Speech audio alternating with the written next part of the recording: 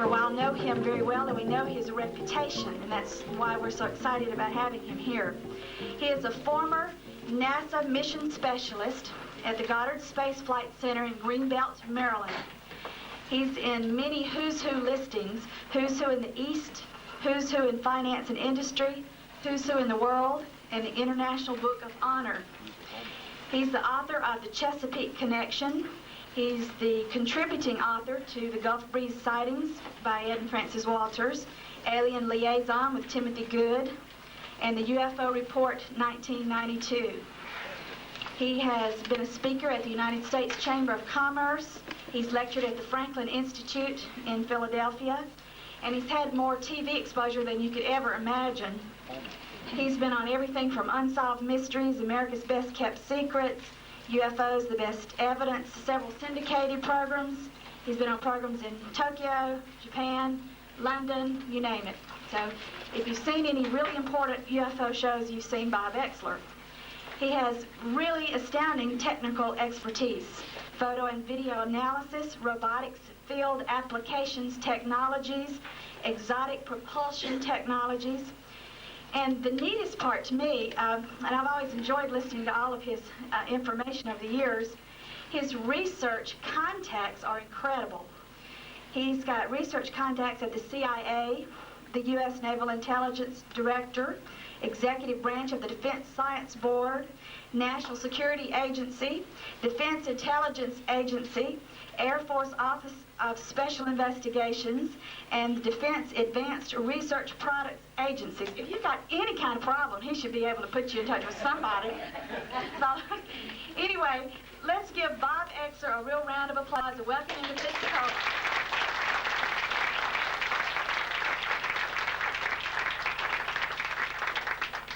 Probably the single most important credential that Vicki left out was that this is my 8th trip to Gulf Breeze. And on 7 previous occasions, I've had the pleasure of recording 10 UFO sightings here.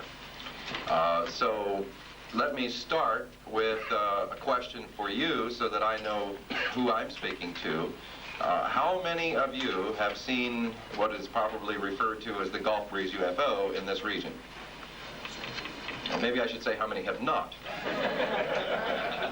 Raise them up high. So, okay, so there's a lot of you. Okay, so there, of those that have seen this UFO here, would you call yourself a skeptic with regard to it being an alien spacecraft of some sort? Raise your hand. Okay.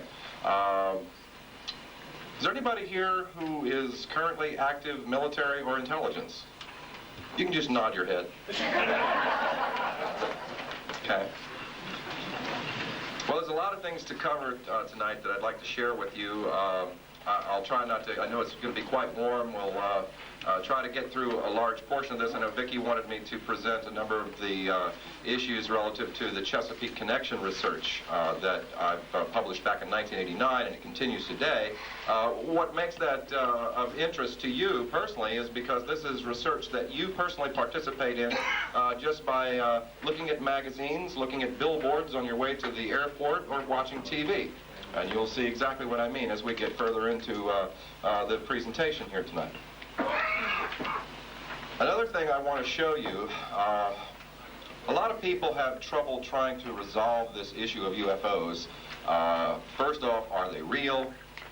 Probably most of you here suspect that there's something to it, or you probably wouldn't be here tonight. There's other issues related to this particular case here in the Gulf Breeze in Northwest Florida Panhandle, and that is, could this be some form of top secret military project?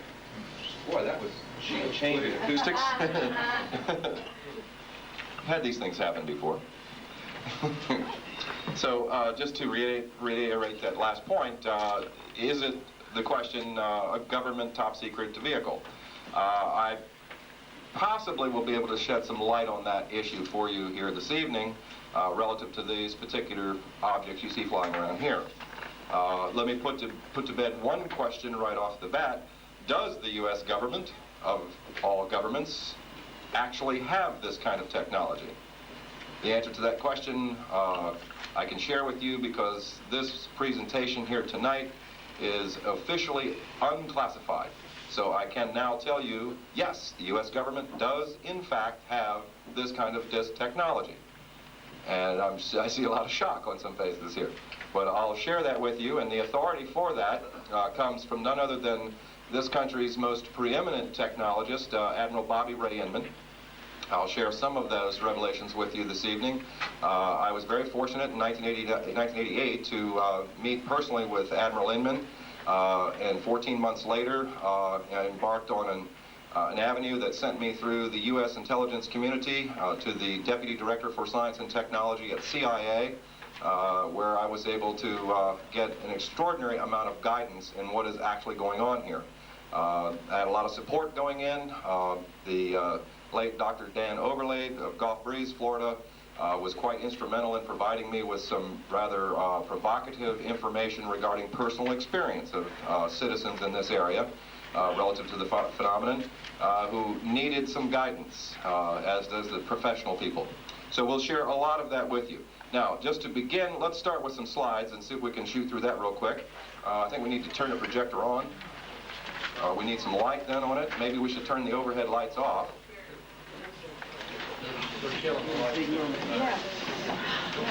Do we have light on the screen? I don't see it in the first slide up right there. I have to hit something? Oh. Vicki, do you want to run this? Because you're closer to the machine so that you can catch any. The light, actually, you have to turn the light on the lamp on the projector there.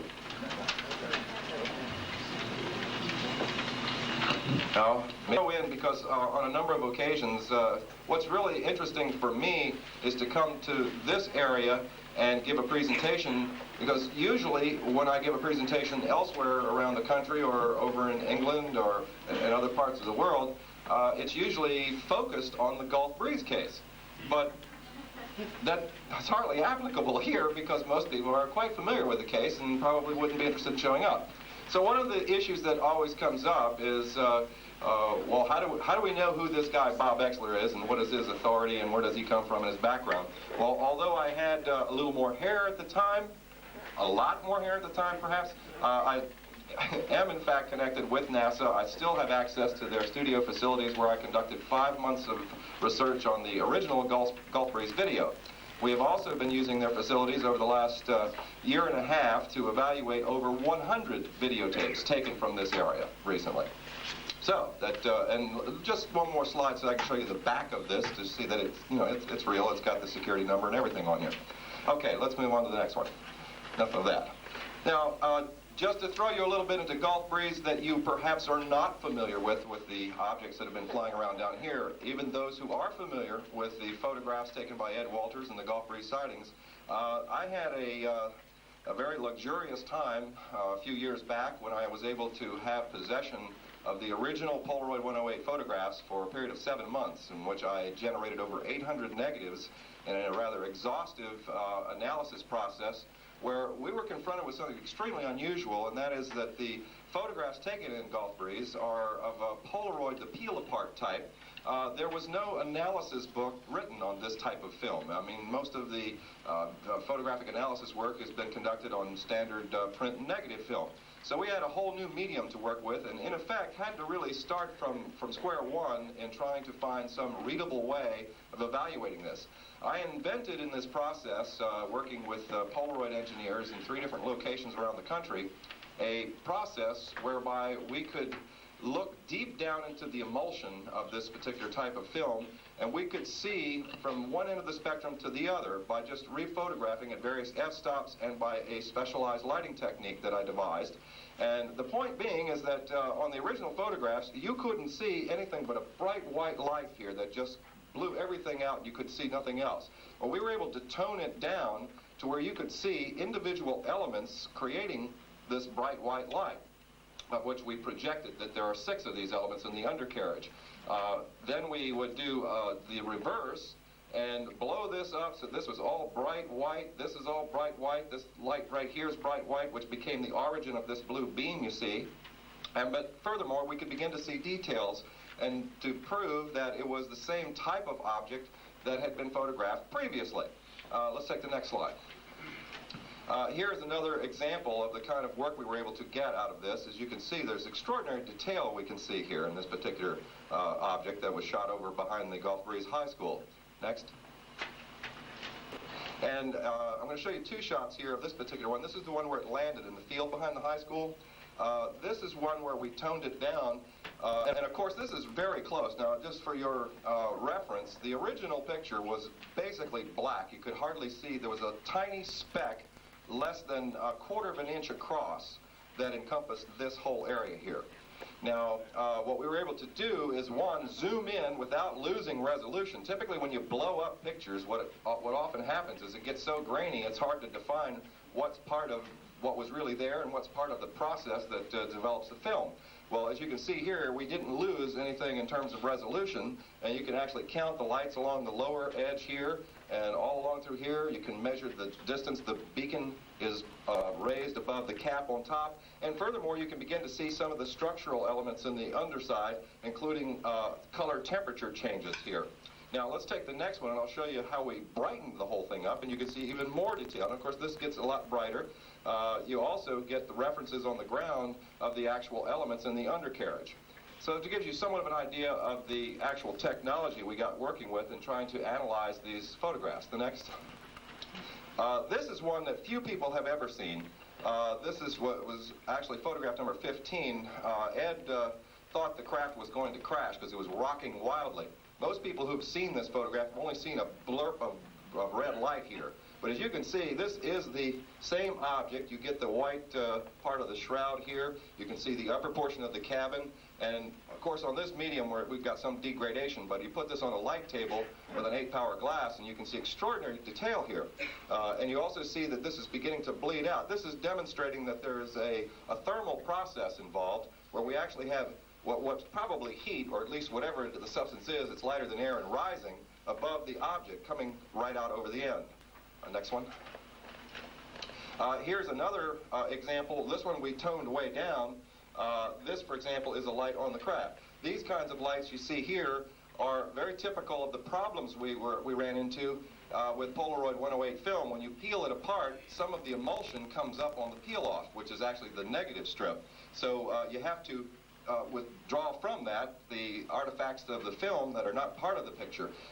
Everything you see in this area here is part of the craft, for the exception of this little white elliptical dot there. That is an emulsion defect. The only way to determine that with the original is to use a 30-power microscope and look right down into the emulsion and to determine all that. Okay, the next. I'm going to run out of breath here. I think I'll take my coat off. Okay, now, another piece of equipment we got to use, it's called a magic machine. This is a multi-million-dollar piece of equipment that has some rather unique capabilities. What it does is it regenerates a photograph through a scan image. In other words, you put the original picture on a drum, and it electronically encodes the entire picture all the way down to 400 dots per square inch. Okay, those are called pixels.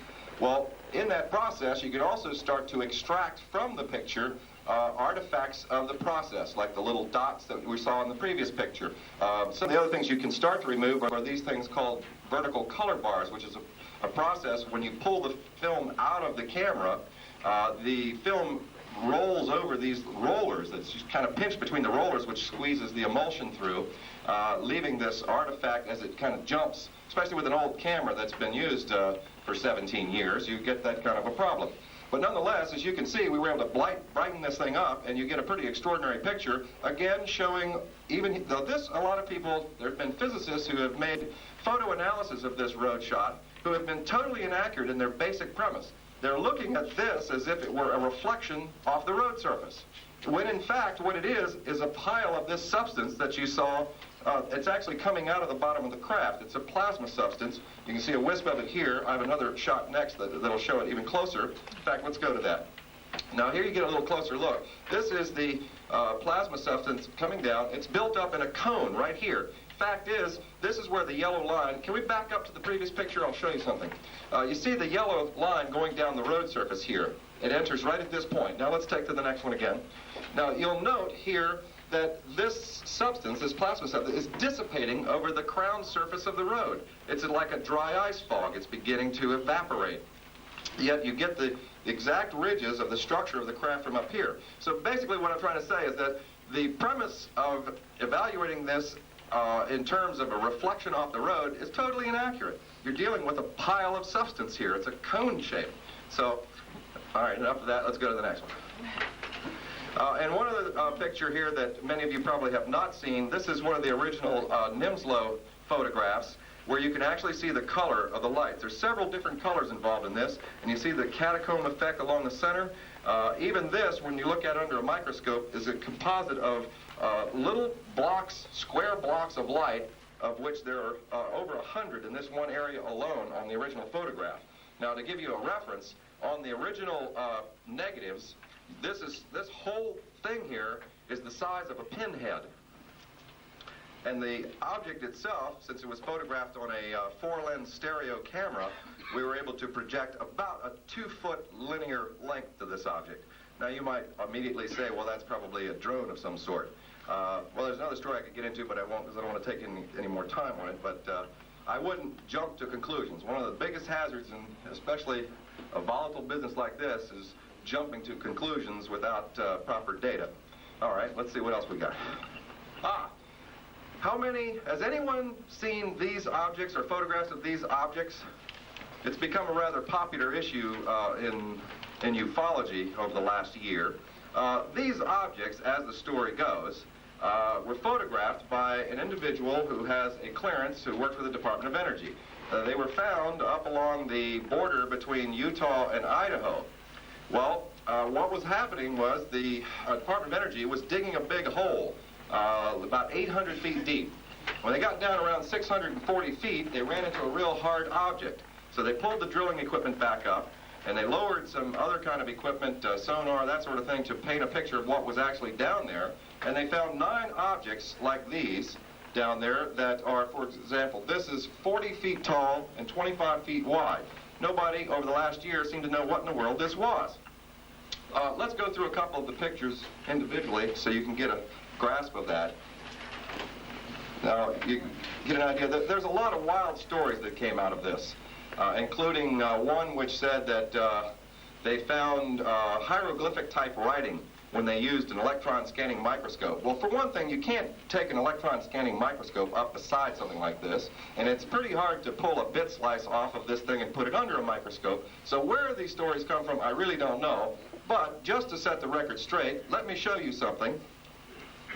For those who've heard all these wild stories, Scientific American, October 1983. You see the cover? There's an entire story in here about fusion engineering. What these things are called plasma magnets. So you can get this article and you can read the whole story. But I just wanted to show you this so that you understand that not everything you run into that is so unidentified and so mystical has an exotic explanation. Okay, what else we have? Another one of those, okay. And another one. Okay, the reason the fusion engineering project was shut down was because they found a better one, which is the tokamak reactor. This is an extraordinary device that generates the same kind of plasma you see in these UFO craft. We have a lot of technology in the intelligence department of the defense establishment, the military-industrial complex, that the general public doesn't get exposed to. And I'm not trying to debunk UFOs. UFOs are real, but we're not all that far behind. And it is possible to misconstrue something that you see in the sky as being some alien spacecraft of some kind, when it could in fact be something of a top secret military nature. What you're seeing in this region of the country, however, is definitely not of a U.S. government top secret nature. All right, what else? The Chesapeake Connection. This is the reason Vicki wanted me to come and talk, and I'll share with you. In fact, I have a few of these. I don't have enough for everyone, but I have some sheets here that give you some information on the Chesapeake Connection, so I'll share a little bit about this, and you can pick up some of these. They're actually ordering blanks, so if you'd like to order a copy of this. I didn't bring any with me, so I can't help you there. The Chesapeake Connection, subtitled An Implication of Corporate Involvement in the UFO Cover-Up. This approximately 200-page study details the history, the anatomy, and the logic behind the most effective cover-up in the history of mankind. NASA-funded studies conducted by the Brookings Institution established the protocol for withholding and releasing of information related to a face-to-face contact with an extraterrestrial intelligence. The Chesapeake Connection examines the interlocking connections between the decision makers, the corporations, and the institutions charged with the responsibility of educating the public through an elaborate indoctrination program. A program designed to soften the impact on social doctrine, theology, and world economic structures. The study takes you inside the national security issues and reveals the administration concerns over the potential hostilities from forces from outer space.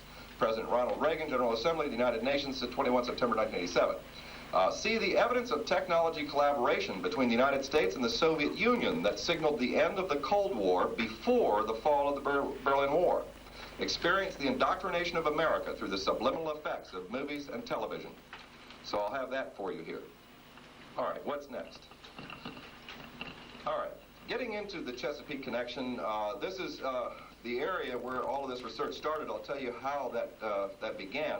Right here at the base of the Bay Bridge, we started getting a large number of UFO reports. They were rather extraordinary because these objects weren't just lights in the night sky. They were coming in over rooftops, stopping and perching above the trees just across the street from houses, and staying in the area for 4 hours at a time.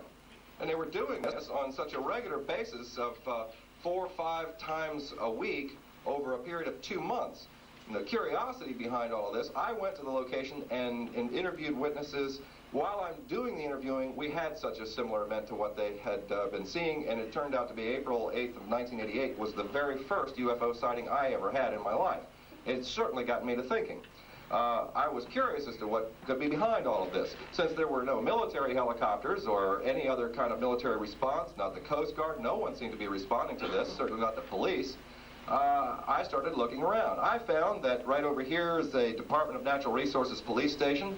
I found some extraordinary involvement with these people where these odd-shaped craft would be coming in right along the beach, and they would be pursued by the local park police officers. I started getting calls from the Coast Guard, who had been having encounters with these objects, especially during times when there were meteors. It seemed that these objects used to scoot along the bay and intercept meteors before they hit the water. Why? Really, we had no idea. Just across the street over here was Westinghouse Corporation, right on the bay, conducting top-secret underwater research. Over this area, in fact, give me the next slide, and I'll show you some other areas here. We've got the United States Naval Academy here.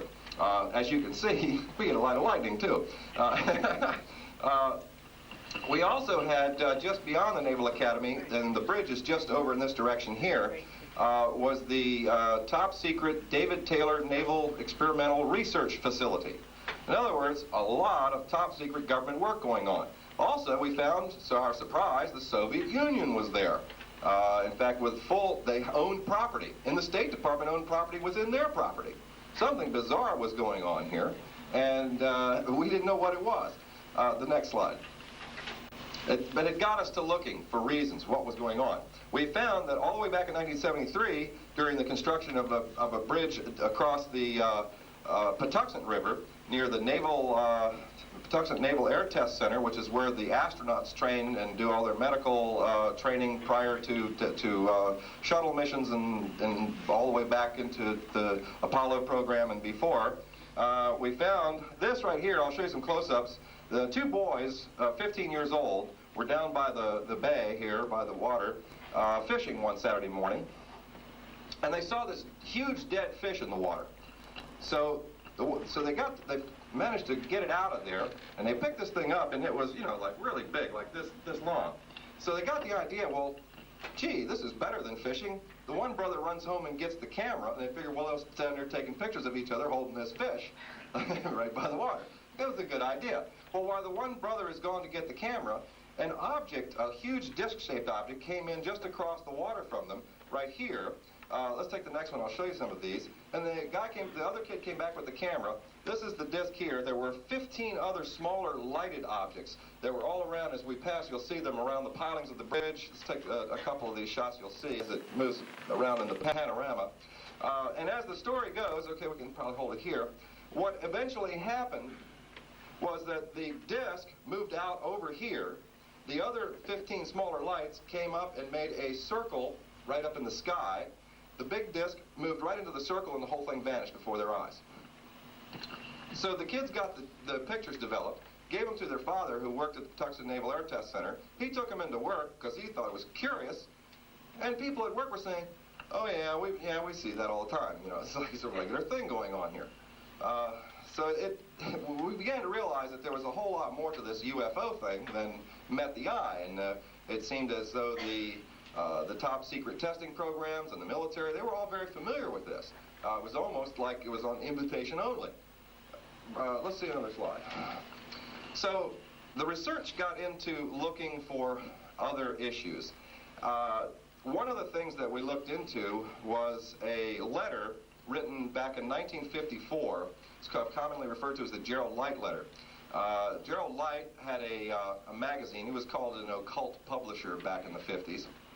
And he had written to Borderland Sciences Research Foundation, a fellow by the name of Meade Lane. And in the letter, he spoke about an event involving Franklin Allen of the Hearst Papers, Edwin Norse of the Brookings Institution, who was also President Truman's chairman of the Council of Economic Advisors, and also Bishop McIntyre, James F.A. McIntyre of Los Angeles, later became cardinal. And so Gerald Light accompanied these four people to Edwards Air Force Base, to Muroc Field, as it was known then, for the distinct purpose of being exposed to this kind of extraterrestrial technology. They had 5 separate discs located there, and what he called ethereal beings that were, in effect, trying to teach government scientists how this exotic technology worked. President Eisenhower also came, as we later learned, during the same occasion. Well, this whole issue was rather curious, so I contacted Lewis Cabot, the chairman of the Brookings Institution, to find out more about Edwin Norse, and it was amazing. It went on. I'm trying to shortcut this. You'll be able to, if you happen to read the Chesapeake Connection, you'll pick up a lot of the details. But basically what I found out is that the Brookings Institution was involved in 1959 when NASA was formed. The very first study that they had contracted out was to the Brookings Institution. The Brookings Institution is a very large think tank that's famous worldwide. They do just about everything you can imagine to determining whether, well, those 2-liter, notice I said liter, Coke bottles, those plastic Coke bottles, that whole issue of getting that to the public market is something that starts in a think tank 10, 15 years before you ever see it on the shelves. That's the kind of typical studies they do. They deal in social indoctrination. The purpose behind that project was because America's the only one that doesn't want to give up their measuring unit system. So they're trying to indoctrinate us into the metric system, and that's why they started with those plastic bottles. Now, that's just one of many, many types of things that they and another organization called the Aspen Institute for Humanistic Studies, which we discovered when we crossed the Bay Bridge and went over to the eastern shore of Maryland. We found that the Aspen Institute had relocated from Aspen, Colorado, the headquarters and much of their organization to the eastern shore. Why, we weren't quite sure. We found they were involved in cattle genetics studies and a whole lot of other interesting things in connection with the University of Maryland. But what I did find that was most interesting was this document, which is called Proposed Studies on the Implications of Peaceful Space Activities for Human Affairs. It was chaired by Donald N. Michael from the University of Michigan, and in that, they focused on the issues of a face-to-face contact with an extraterrestrial culture to determine what should be done if such an event was to occur. I mean, for all they knew, an event like that had already occurred. They had no reason why NASA issued the study. But the point is that what they had learned was that several things. One, that by studying anthropological files, they learned that when a society, now this is historical files on the planet Earth, when a culture that was superior in some way, technologically, maybe their commerce, almost any way in terms of civilization that one civilization was superior to another. When these two cultures were confronted, when they merged somehow or were introduced to each other, the byproduct almost exclusively was a process called acculturation, which means the extinction of the subordinate society. In other words, it completely dissolved and was taken up into and swallowed by this superior culture. Those that did survive did so only at the expense of great change in values and various types of life ways. So what they concluded is that we had a very, very difficult proposition on our hands if we were to introduce the planet to a culture from an extraterrestrial source, one that had perhaps superior technology. And they were scared to death as to what that prospect might bring. They looked at the theological implications. They looked at the economic implications in several different arenas. For example, if you were to expose a new type of technology that was much more efficient energy-wise, perhaps cheaper and easier to get to, what would that do to the underpinnings of the fossil fuel-related industries on the planet? Well, it's pretty obvious. You would have chaos. What would such discovery of a type of process that rendered all of our precious metals obsolete? What kind of chaos are you going to have on Wall Street and around the world in all of the financial markets? So as you can see, it doesn't take much to realize that there are some very, very serious issues that would confront any country, in fact the planet at large, if you were to just have the president, for example, stand up in front of a TV and say, guess what, we've got visitors, and they're not us, and they're better than us in some ways. Fact is, they can make us do things we don't want to do. So you can see there's a lot of problems to be confronted here. Let's check the next slide and see where we're going with this. So what was determined in the study was that the solution to avoiding this process of acculturation, as it relates to a face-to-face contact with an extraterrestrial culture, would be one of slow indoctrination. In other words, you take something that most of the population believes is science fiction, and you slowly advance it to the point where they begin to believe that it is scientific plausibility. And then eventually you get to a point where even those who not only are skeptical but just refuse to believe the prospects of an extraterrestrial intelligence even existing, through sheer exposure over long term, begin to subconsciously change their perspective. And I'm going to show you some of the evidence of what has been going on for the last couple of decades. This covers a large area of movies and media of all kinds. One of which is, in fact, I think I'll run through the slides and then I'll start to show you some videos so you can see some television programs, commercials, and things like that that show you what exactly I'm talking about.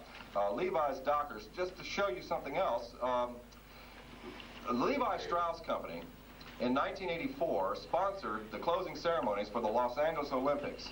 And I'm going to show you a video of exactly what that represented. And I'm also going to show you a commercial on Levi's Dockers that will shock you in terms of what the dialogue is. Because what the dialogue tells you is that, or at least suggests to you, is that America is hosting extraterrestrial biological entities. Pretty provocative comment for a television commercial, I think. Certainly had nothing to do with selling pants, that's for sure. All right, let's look at the next slide. Movies, I think it all started with The Day the Earth Stood Still was one of the first ones that exposed the way the public typically would be expected to react to a landing of a non-human technology craft. They were even cool enough to have the alien look like a human. Of course, he had this big robot that got out of the ship with him. But the interesting thing was, and the sociological implications of the movie was, that the end result was one of the citizens shot the guy. That doesn't make sense. Why? But it just shows you what could happen when something different is exposed in your life. Then we went to movies like Close Encounters of the Third Kind, another one, E.T. These two movies, historically, the biggest box office attractions of all time. Never once has there been a consideration for a sequel to those movies. And this, in a capitalistic society where we've got, what, 7 Jaws, how many of these, Friday the 13th, part 20 or something, and it goes on and on. So as you can see, there were, these were not economic issues that were at point with putting these films out. In fact, there was a diary written, a day-to-day diary involving Close Encounters of the Third Kind, written by Bob Balaban, that exposed the government's involvement in consultating on that particular film and the pressure the crew was under to get the film done on time, because it involved the indoctrination of the public, because the UFOs were getting more and more and more frequent in their personal exposure, and like you see in this area, things like staged photographic sessions. Next slide. Also movies, you'll see, I'm going to show you the video of this, the season finale to the Colbys in 1987 involved a popular character who was abducted in a gorgeous spaceship. They spent the next season, the first 3 or 4 episodes, dealing with the sociological enigma of her trying to relate this to her family. Everybody thought she was nuts, which is very typical of what happens here. And I was very surprised to see the miniseries Intruders come out at this time, because it's really pushing the envelope on exposure to go that far, to show the abduction phenomena. Next. Also, our good friend Philip Klass, for those who are familiar with the perennial debunker and his books, writes for this magazine called Aviation Week in Space Technology. This particular issue, May 29th, 1989, we can look at the next slide. I'll show you what was in this magazine. An advertisement for Amoco Performance Products. Technology so advanced it will help answer some big questions. This was the companion page. Let's take another slide and I'll show you the dialogue here. This involved Thornell Advanced Composites. This is an advertisement to aerospace engineers. Some extraordinary commentaries here. The attainable unknown. With our ongoing research and evolution of design, the mysteries of space will in time be revealed. We can help, and so on and so forth. Next slide. This was the picture, and it looked very much in its original pristine condition, like it could very well be some real creature of some sort. It was that good. Fact is, it was a 10-inch model, a bust that they had made and professionally lit and photographed for the ad.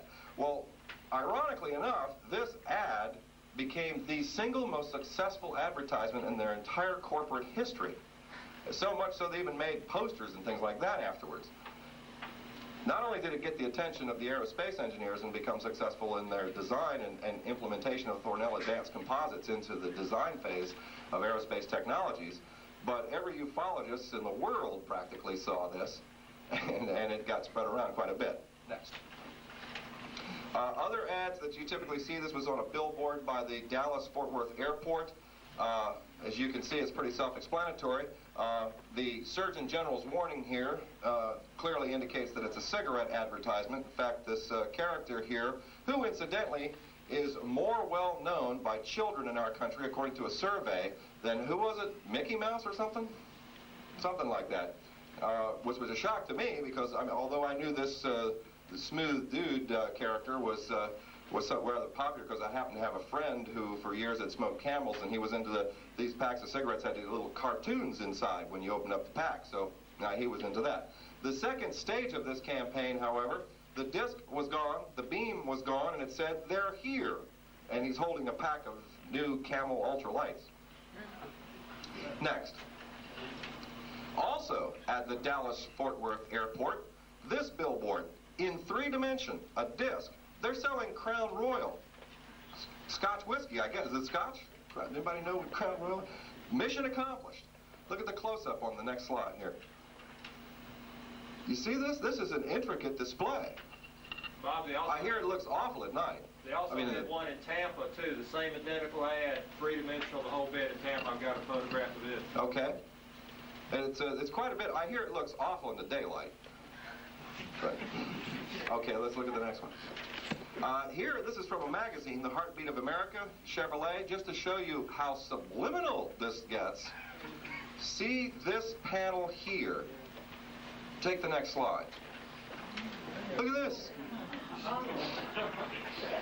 You got the Chevrolet in the garage and the disc above the garage. Works for me. Next. This I love. The word is out, even on our planet, or our world, I should say. Cheap pants are the most comfortable pants in the galaxy. Great for those long trips. The E-cheese. Take the next slide, if you would, please, because I want to show you something. Oops, I got it sideways. Well, that's okay. It'll still work. Just turn your head over like this.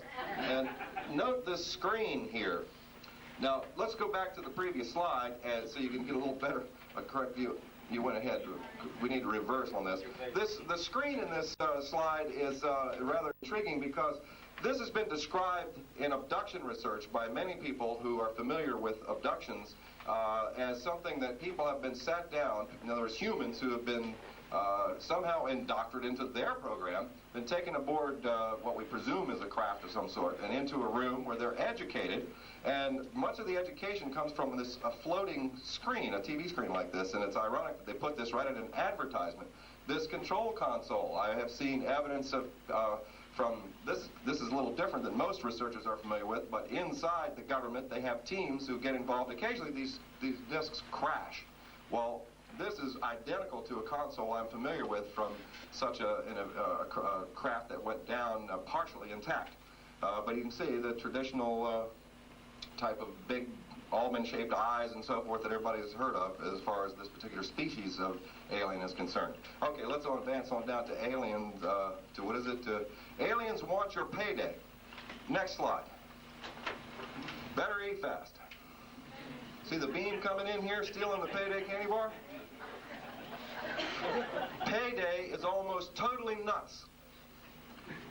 All right, now I'll show you where this came from. Next slide. It's this is the two-panel thing. And go to the next one. This is where I actually got this out of. See how they split it? One here and one there?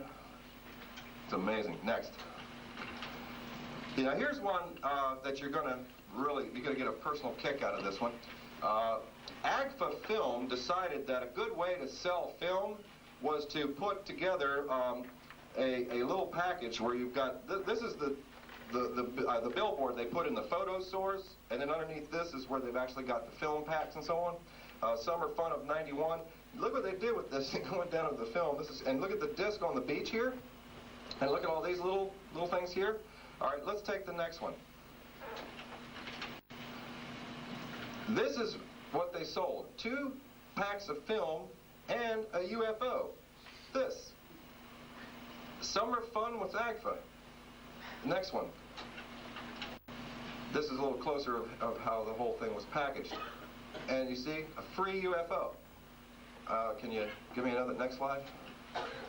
And now, you see, this right here, it even has it written in another language, Italian, I think it is. Isn't that AGFA is Italian film? I think that's UFO in Italian on this side, and then UFO here. Well, I have a surprise. I don't know if I have enough for everyone, but AGFA was good enough to give me a bag of these. Now, unfortunately, it's not the film, but I've got the little UFOs. In fact, what happened to it? It's under here somewhere. Here we go. Now, it makes a good frisbee, see? And you can kind of pass that around to see, but I got a whole bunch of these things here which I'll just pass out, and you can get them on your way out as long as they last, so don't crush everybody trying to get to them. There's a lot of them here. I don't know, maybe 30, 40 or so. So most of you will be able to get one. So, fun, huh? All right, next. On to the advertising campaign. This, again, is a magazine ad, which I thought was rather intriguing for a couple of reasons. Yezu, because you never know who's listening. Why just dream of talking beyond Earth? Quite a number of interesting things in the dialogue itself. But the next slide. What's really interesting is this little creature here. A case that I worked on at Wallops Island, Virginia, involved a state police officer, 2 children, one 9 and one 10, boys, and a retired naval intelligence officer. 6 times they have been visited by a craft and creatures just like this. Virtually identical to what you're looking at here. And there's a lot more to the story I'll skip through. It basically involves the Aegis system, for those who are familiar with that, at the Wallops Island was mysteriously shut down during one of these events. They later, subsequently, we were able to verify through CIA that a meeting was held at the Pentagon where they were trying to figure out how they managed to shut the system down. It gets pretty extraordinary how this...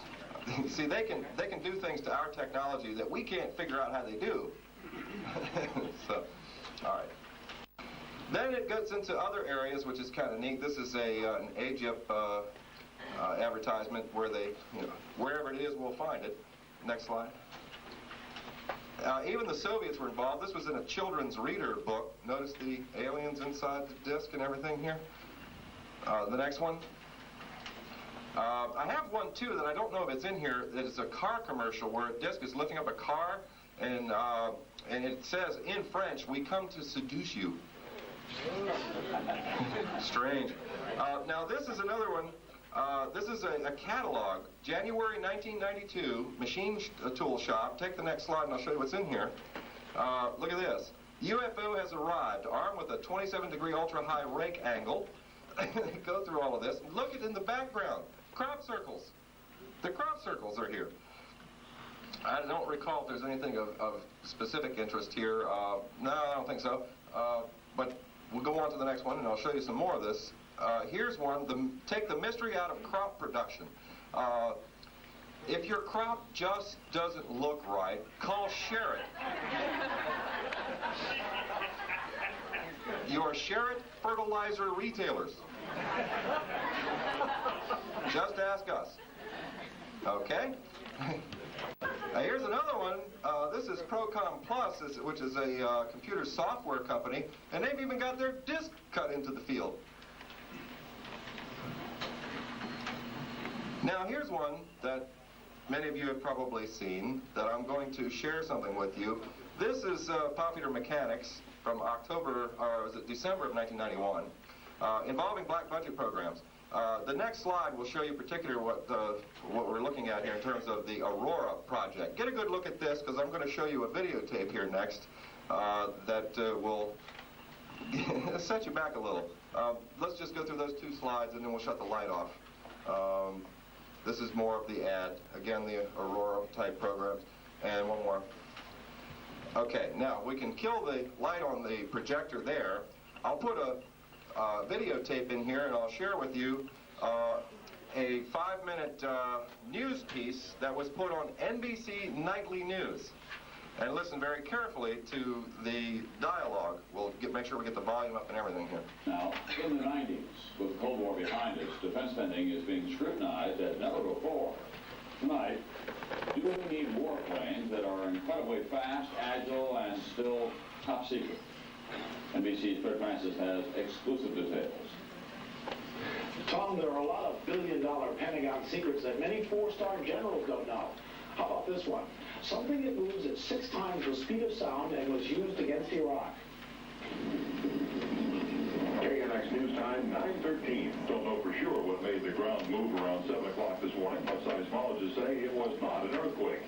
The pre-dawn rumbling that has confused millions of Southern Californians was the sound of their tax dollars flying by.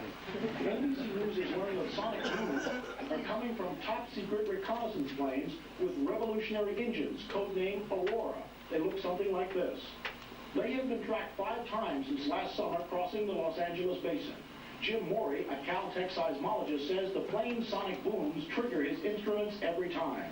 When we see one, it seems like we see 2 of them coming in together, so it seems to be 2 aircraft flying together. Defense sources say the secret planes replaced the vaunted SR-71 Blackbird, retired in 1990. NBC News has been told the aircraft can fly at almost 5,000 miles an hour. And one Pentagon source said the F-117s were aided by Aurora over Iraq during the Gulf War. The Pentagon won't talk about that or any of its so-called black airplanes. You see, for decades, those California mountains, this vast Nevada wasteland, the desert's dark nights have hidden a succession of Pentagon secrets, hidden exotic airplanes, paid for with black budgets that only a few dozen people ever see. And only a few dozen civilians ever see the planes, which are hidden at bases like this, Groom Lake, Nevada, and kept in large hangars during daylight. This is exclusive NBC News night vision video of one of those secret flying machines. Not Aurora, but something that seems to defy the laws of physics. Hundreds of witnesses have seen the bright light hovering motionless over mountains, then move quickly across the night sky at high speeds, like a flying saucer. Marshall Davis has seen it and other black planes while towing the cars of the curious who get stuck in the desert. If you're out in work at test site, you see all kinds of different light patterns, maybe move or stationary. A lot of fast-moving aircraft. Davis watched the F-117 at night for years before the Pentagon unveiled it. But that was during the Cold War. Now the Pentagon is under pressure to reduce spending. Tony Tolan, a general who flew the F-117, says spending for secret airplanes is still needed, and the public ought to trust the Pentagon. There are other black programs, and one thing I do know about those that I have seen or been associated with, they're all exceptionally well thought out, and there is no huge waste of taxpayers' dollars, nothing like that whatsoever. But Congress is less inclined to take the Pentagon's word for it now that the arms race is over. Aurora and others may be the last of the so-called black airplanes. Tom? It's nice to have the general's reassuring words, but how much does all this cost? We think that these planes were built at Lockheed Skunk Works in Burbank, California over the last 4 or 5 years at something over $1 billion a year, and they're probably finished with the program. Some 4,000 workers were involved, Tom, so anywhere between $6 and $8 billion. Thank you very much, Fred Francis, tonight at Pentagon. Tomorrow's Daily Difference, vital signs. 22,000 Americans have artificial heart valves that are defective. Okay. If you think that that's the last of the black budget programs, you haven't heard about the DISC programs.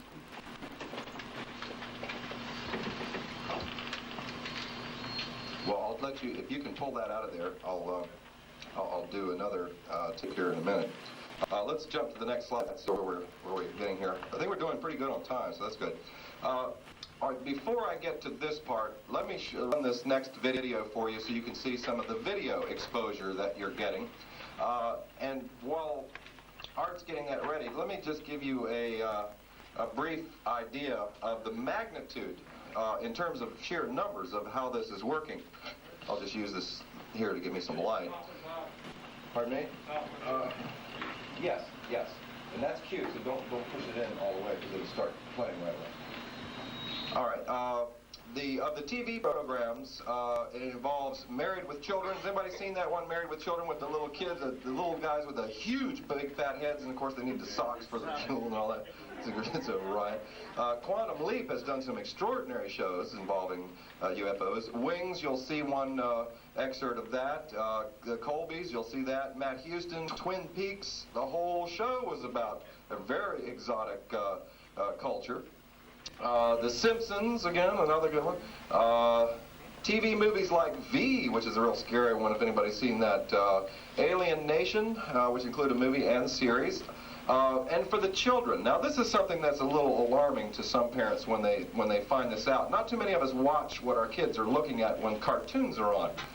However, Gumby was abducted by aliens. Furthermore, some of our old favorites, Dennis the Menace and his entire entourage was abducted with his group because the aliens needed their DNA for vitality. Very well done. Sunkist, Borden's, Elmer's Glue, Epilady, Bud Light, Honda, KFC, Kentucky Fried Chicken, you'll see one of those. And there's several varieties because it's interesting. When they do multiple varieties of these commercials, they alter it somewhat. The one you're going to see involves a gentleman who, does the winking thing and kind of like a little off-cheek, a little tongue-in-cheek type of non-believing attitude. Then there's another version of the same commercial done by a female where she takes it very seriously and very matter-of-factly. So it's interesting how they kind of play around with it. Duracell, another good one. You're going to see that one. Amongst the movies, The Day the Earth Stood Still, 1977, Close Encounters, Government Consultation, E.T., Phone Home. Now this is interesting because let me get you back and tie this together for you, the Brookings Institution, to show you how this is put together. What we found on the Board of Trustees of the Brookings Institution was none other than Bob Haas, the CEO of Levi Strauss, Admiral Bobby Ray Inman, 3 different corporate executives from the AT&T Corporation, and you'll begin to get the picture as you see some of these television exposures come out. So I wanted to include that. Let's see, we had Reagan, the Spielberg comments. I don't know, many of you probably recall President Reagan on several occasions made direct reference in public speeches to the requirement of the superpowers of the world uniting against a potential force from, as he pointed up, outer space. Then there's the movie Abyss, which is one I encourage you to see. It's extraordinary. Strange Invaders, another one you'll learn about in the Chesapeake Connection. So with that, let's run some videos and give you some feel for what's going on in your living room. I know most of you don't sit in your living room and watch TV because most of you are out at the Bay Bridge watching for the UFOs, so this is what you've been missing. If we can kill the light on the slides, thanks. Yeah, let's go.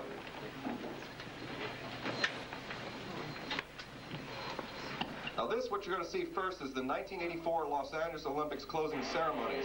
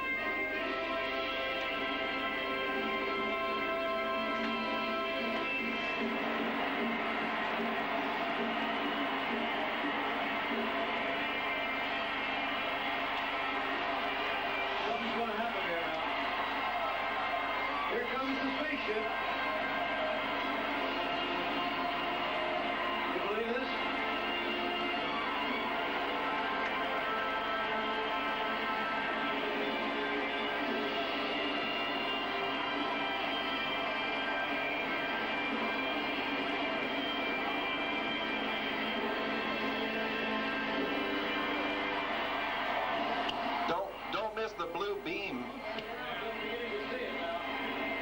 Oh, it's several hundred feet high still.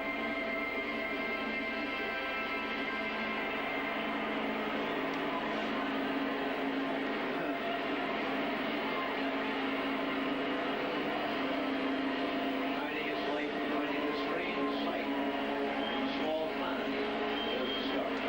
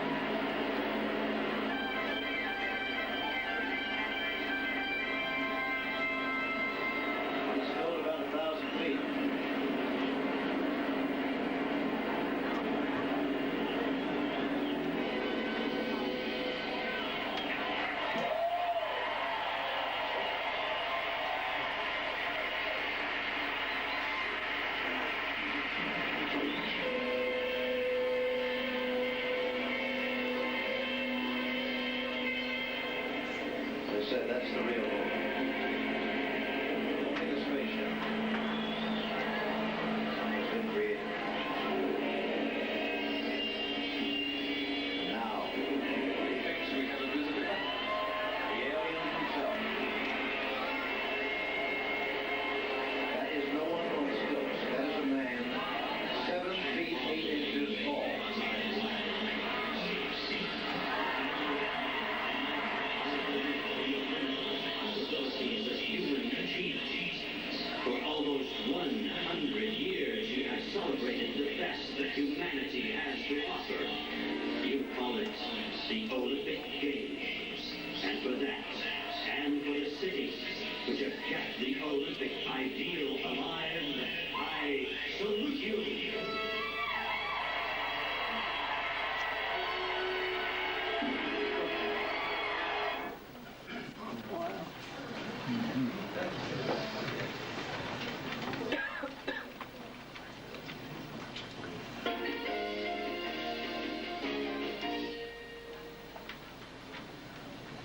what kind of desert island would you rather have?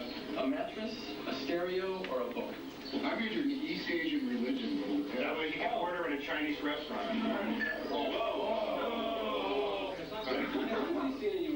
America has been host to EBs. Oh, sure. What are EBs? They are extraterrestrial beings. EBs and the JBs. Levi's 100% cotton dockers. If you're not wearing dockers, you're just wearing pants.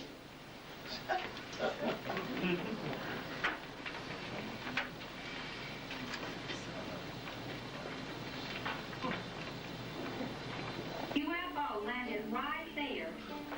We found the Martian people to be very articulate. And very chatty, especially for aliens. Luckily, I had the presence of mind to slip away, and I'd have some great UFO pictures if the batteries in my flash had been dead. Yet another reason why you should test all your batteries.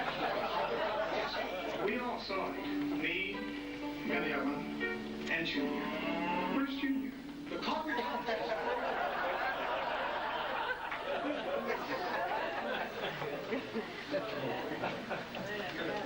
Making the those skin-free crispy.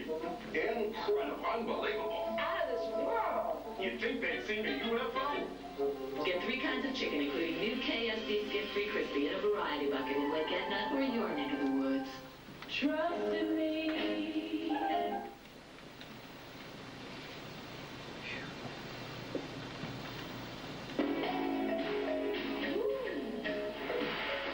Welcome to WFDY's second movie matinee.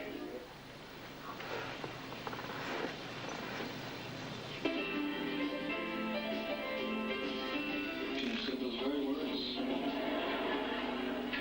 So, come here for a second, huh? This guy tries to sue us, he won't have a leg to stand on. A leg to stand on. Hello? Is this thing on? Shut up. Take a look at that. Nantucket Tower, this is Cessna Nevada 121 Papa Papa. Have you got any other aircraft in the vicinity? Over. No traffic in the area. Over. Nothing at all? Over? Negatives in Piper. Over. Thanks, out. What the hell is that? Oh, man, it's like it's hovering out there. Just did you see how fast that thing was going? Nothing moves that fast. It's gone. I think we just saw a UFO.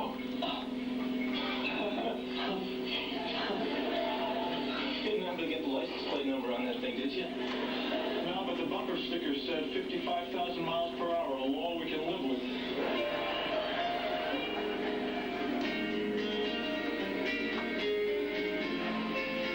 Roy, your pilots report seeing anything strange tonight? I mean, besides your tie. What are you getting at, Happy? Joe and I saw a UFO. A UFO? Oh, I love that stuff. You know, Close Encounters of the Third Kind, that's one of my favorite movies. You know how that big mothership passed overhead? And hey, who knew Truffaut could act, huh?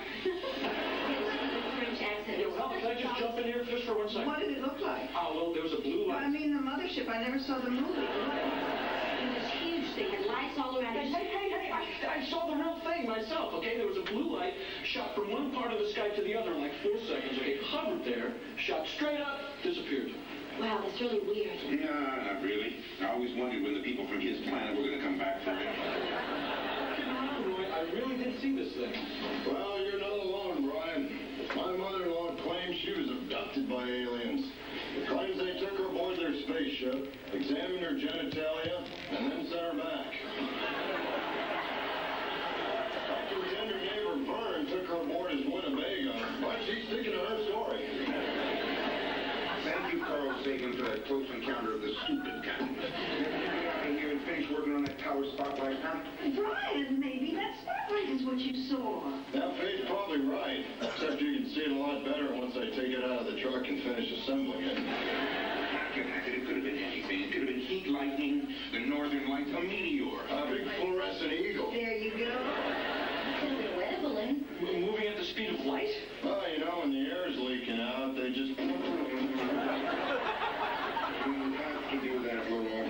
Oh, you do if you want to make the... If you don't believe me, then why don't you just ask Joe, because he saw it also, right? So what? The UFO, they didn't believe that we saw it.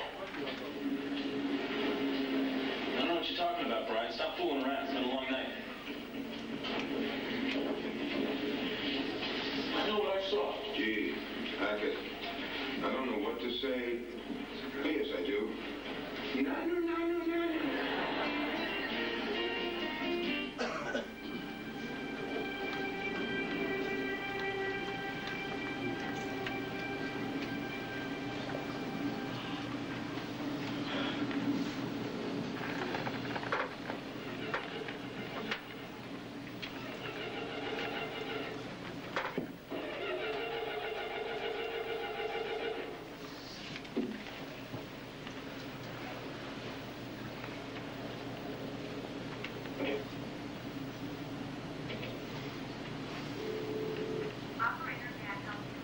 I'm calling for my car.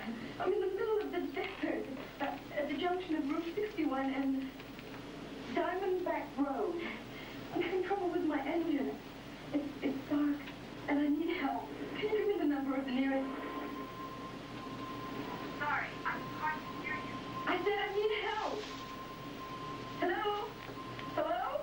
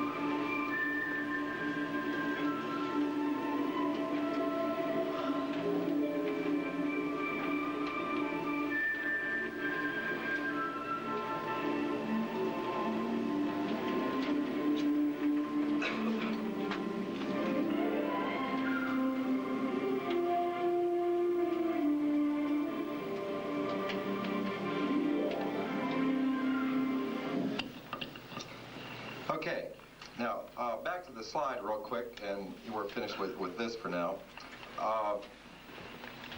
The question is, okay, now we've got this, what seemingly is somewhat of a covert exposure program to kind of get us conditioned to the issue of an extraterrestrial or non-human type of culture being in our midst.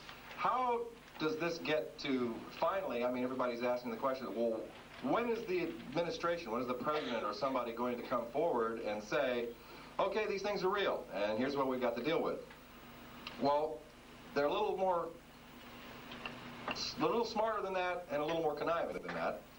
And the process goes back quite some time. This Wilbur Sullivan, science editor of the New York Times, wrote a book called We Are Not Alone back quite a couple of decades ago. They focused on Project Ozma, which was the predecessor to what was commonly known as the SETI Project. Next slide, please. Frank White wrote a book called The SETI Factor, which deals with the SETI project, which is rather extraordinary. Many of you probably are aware that funding, thanks to Dan Quayle, has been beefed up and is in full bore now with the project, the Search for Extraterrestrial Intelligence. In fact, a number of interesting things connected to that. this is headed by the National Space Council, which conveniently was put together under an executive order, and it's actually housed in the White House. Very unusual for any kind of agency to be housed in the White House. It offers some rather interesting protections, especially when you look at the people who are on the National Space Council. People like the director of the Central Intelligence Agency, which is a rather unique position. What it basically means is he can come over to the White House and work under the guise of the National Space Council and not have to report any of those activities through Congress or be accountable to those.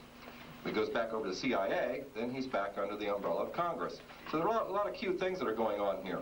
However, back last January, they finally issued worldwide, for the first time, the protocol for SETI, which is the methodology by which they determine whether a signal received from deep space is from an intelligent source.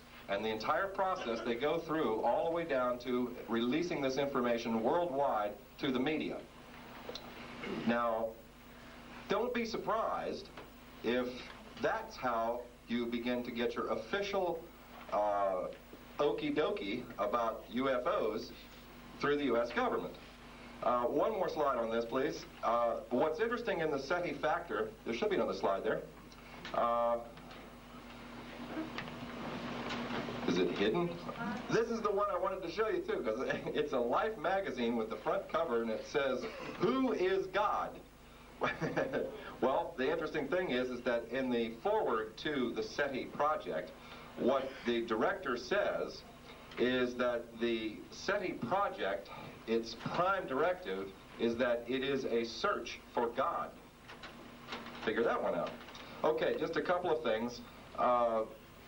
What I want to do now, we're going to take a quick break here for a couple of minutes. I'm going to show you another a case from Canada, which is extraordinary, but I know some of you probably have to leave. But I have another videotape of a craft, a saucer craft, that has landed on the ground. It is hot, it's alive, and it also involves what has been reported as alien beings. And I'll take you on a slide tour and a video tour of this case that I've just recently returned from the Ottawa area in Canada, where I've done a complete investigation of that. Another thing too, those who wish can pick up the little UFO gifts for you at the front desk.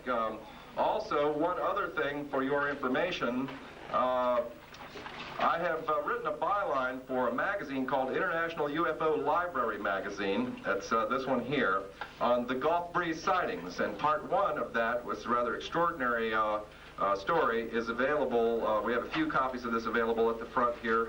Mary will help you with that.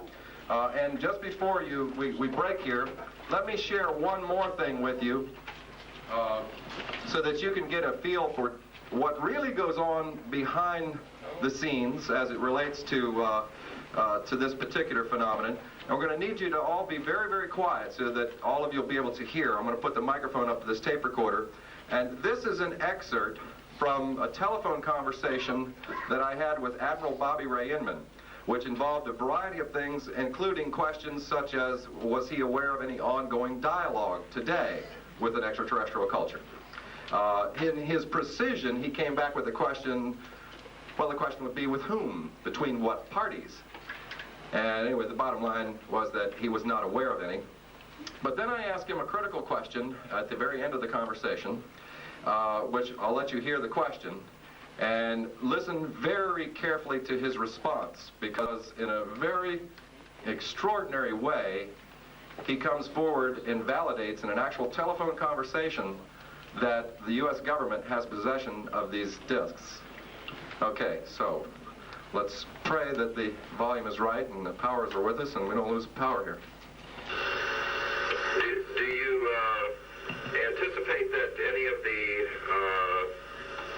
recovered vehicles would ever become available for technological research outside of the military circles? Again, I honestly don't know. 10 years ago, the answer would have been no. Yeah. Whether as time has evolved, they're beginning to become more open on it, is a possibility. Again, Mr. Heinemann probably would be the best person to put that kind of question to. Okay. Well, good luck to you. Okay, and So that pretty much wraps up the conversation. The comment 10 years ago, the answer would have been no. Obviously, the discs had to have existed 10 years ago in order for them not to become available to a technological team outside of military circles. Okay, so let's take about a 5-minute break, and we'll come back and I'll show you some extraordinary pictures and video of a disc on the ground in Canada. For those who had to leave, thank you for coming.